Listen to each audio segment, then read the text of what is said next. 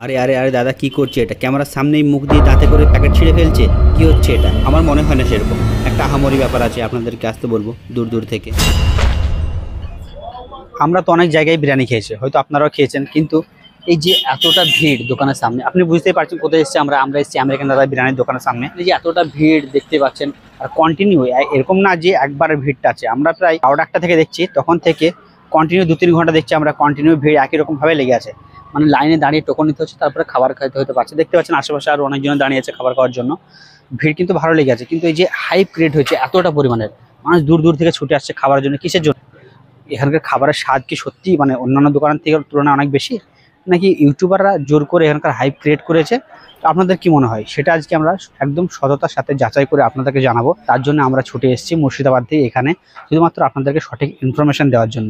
দোকানে আসতেই দেখি এদিকে দাদা বিরিয়ানির নতুন আর একটা হাঁড়ি রেডি করতে ব্যস্ত হয়ে পড়েছেন। আর এই দোকানের কিচেনটা কিন্তু একদম দোকানের পিছন দিকে, যেখানে সমস্ত রান্নাবান্না করা হয়। এখানকার এই রান্নার জায়গাটা কিন্তু আমার বেশ পরিষ্কার মনে হলো। পরিষ্কার পরিচ্ছন্নতার খেয়াল রেখে রান্নার সমস্ত কাজগুলো এখানেই কিন্তু সম্পূর্ণ করা হয়। রান্নার কাজ সম্পূর্ণ হলে বিরিয়ানির হাঁড়িটাকে এখানে রেডি করে কিছুক্ষণ দম দেওয়ার পরে বিক্রির জন্য এটিকে বাইরে নিয়ে আসা হয়। এই দোকানে এই দাদার একটা কাজ কিন্তু আমার পার্সোনালি খুবই খারাপ মনে হলো, যেটা হচ্ছে দেখতে পাচ্ছেন এখান দিয়ে একটা দুধের বা দইয়ের যত সম্ভাবনা একটা প্যাকেট নিচ্ছে, এই যে মুখে করে নিয়ে দাঁত দিয়ে ছিঁড়ে দিল। দেখতে পাচ্ছেন দাঁত দিয়ে ছিঁড়ে ফেললো। এটা কিন্তু আমার প্রচণ্ড খারাপ লাগলো, আমার পার্সোনালি প্রচণ্ড খারাপ লাগলো। কিছু মানুষের চোখে কিন্তু এটা একদম খারাপ মনে না হতেও পারে, কিন্তু এটা আমার পার্সোনালি খুবই খারাপ মনে হলো, তাই আপনাদের সাথে শেয়ার করলাম। দাদা চাইলে এটাকে রান্নার কাজে ব্যবহার করা কোনো চাকু বা কোনো কাঁচির সাহায্যে এটাকে কাটতে পারতেন। আপনাদের কি মনে হয় সেটা কিন্তু আমাকে কমেন্ট বক্সে অবশ্যই জানাবেন। আমরা এখানে 12টার পরে এসে পৌঁছাই, কিন্তু তার মধ্যে দেখছি একটা বিরিয়ানির হাঁড়ি শেষ করে ফেলেছে। দেখতে পাচ্ছেন পিছন দিকে সবাই খাওয়া দাওয়া করছে, আর একটা বিরিয়ানির হাঁড়ি শেষ হয়ে গেছে এই মুহূর্তে।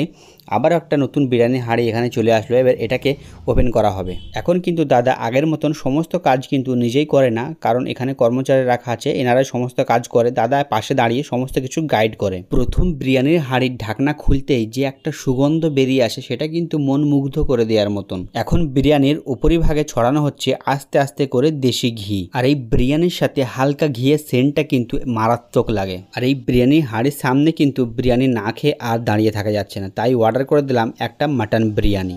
এখন চলে এসছে বিরিয়ানির প্লেট। এটা হচ্ছে মাটন বিরিয়ানি 1 প্লেট, আর এটা হচ্ছে মাটনের পিস। মাটনটা বেশ ভালোই সেদ্ধ হয়েছে, বেশ ভালো লাগলো মাটনটা। আর মাটনটা খুব বড় না, খুব ছোট না, বেশ মাঝারি সাইজের মাটনের পিসটা। অন্যান্য দোকানের তুলনায় আমার এই দোকানে বিরিয়ানিতে অয়েলি ভাবটা একটু বেশি মনে হচ্ছে।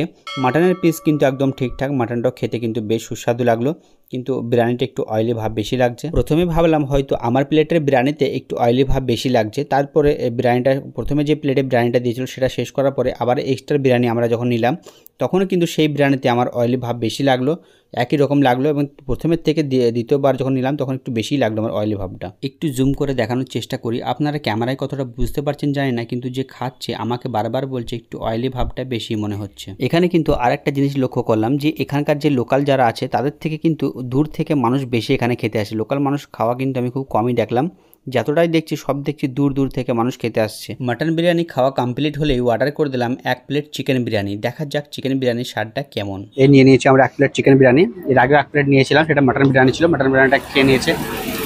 আর আমি চিকেন বিরিয়ানি নিয়েছি।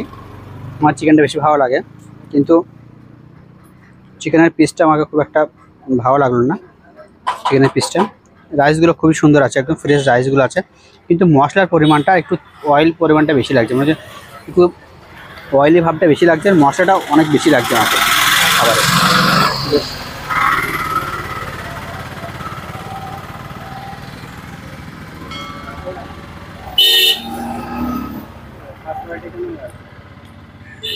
খারাপ না, 80 টাকা দাম অনুযায়ী ব্র্যান্ডটা খুব একটা খারাপ মনে হচ্ছে না, কিন্তু মশলাটার পরিমাণটা একটু কম দিলে আমার বেশি ভালো হতো। মশলাটা বেশি বেশি লাগছে আমার একটু।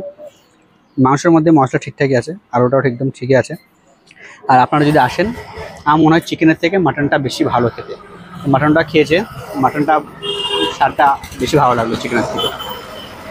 যদি আসেন অবশ্যই চেষ্টা করে দেখবেন মাটনটা খাওয়ার। আর 80 টাকা দাম অনুযায়ী আমার মনে হচ্ছে না যে খুব একটা খারাপ বিরিয়ানিটা, কিন্তু চাইলে এখন ইমপ্রুভ করা যেতে পারে বিরিয়ানিটার মধ্যে। ওরা 80 টাকার মধ্যে আনলিমিটেড রাইস দিচ্ছে, আবার আলুও দিচ্ছে, 80 টাকার মধ্যে। আলুর জন্য আমরা এক্সট্রা কোনো চার্জ নিচ্ছে না। আপনারা যদি আসতে চান এইখানে আমেরিকান দাদা বিরিয়ানির কাছে, তাহলে সব থেকে ভালো হবে আপনারা শিয়ালদা থেকে যে কোনো একটা হাবড়া লোকালে উঠে পড়বেন। হাবড়া লোকালের উঠে হাবড়া স্টেশনের একটা স্টেশনের আগে পড়বে অশোকনগর, অশোকনগরে নেমে পড়বেন।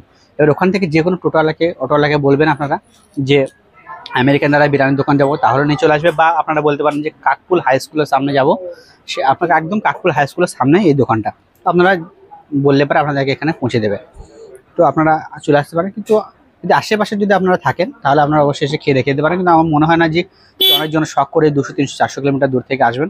আমার মনে হয় না যে সেরকম একটা আহামরি ব্যাপার আছে, তার জন্য আসতে আপনাদেরকে বলবো না, আমি রেফার করবো না। কিন্তু আপনাদের যদি শখ হয় খেতে আসতে, তাহলে আপনারা অবশ্যই আসতে পারেন।